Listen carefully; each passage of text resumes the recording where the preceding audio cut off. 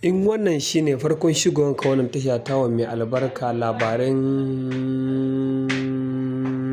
labaran mijin Hajiya TV to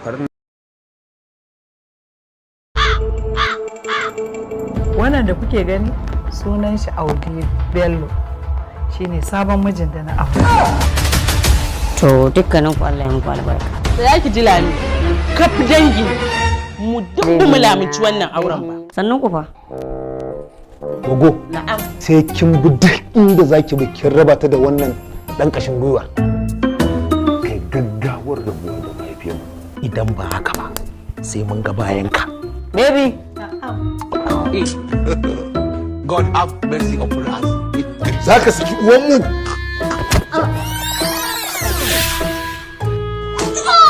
Ne? Wankin gida? Kwarai kuwa abin da ya ce muku kenan.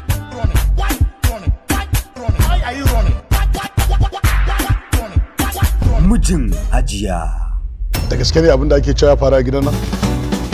Da gaske ne Allah tambaye ki da gaske ne?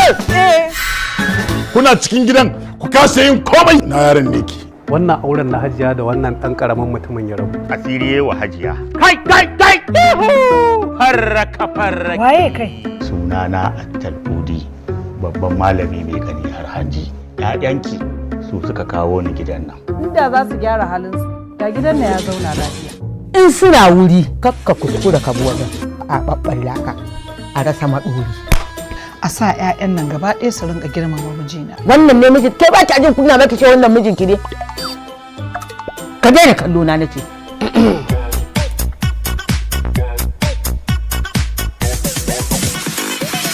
Baby, Na hone. mu koma ciki. Mijin Hajiya daga ranar 18 ga watan Disamba. Wallahi in ka sake baka tattara ina ka bar gidan nan ba ko. Sun kuyo ka ci. Me za ka gaya mun? Gaya mun!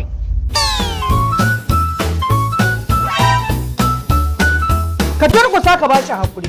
Allah ya ba mu hakuri. Haka na ce ka faɗa mai? Allah ya baka hakuri. Idan kai kana gani har hanji, me yasa da ka tashi shan wannan lemon baka gano abin da yake ciki ba? Menene a cikin lema?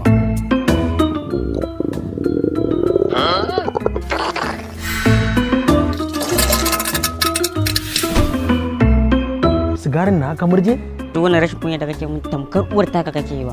Tunda uwata nake yi wa to bari in yi mata mana. Ba da umarni daga daraktan zamani dan Hausa. Mijin Hajiya.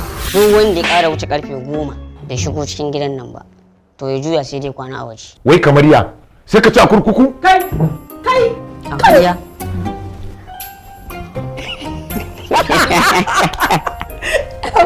A ina ma na tsaya. Abin da kike ce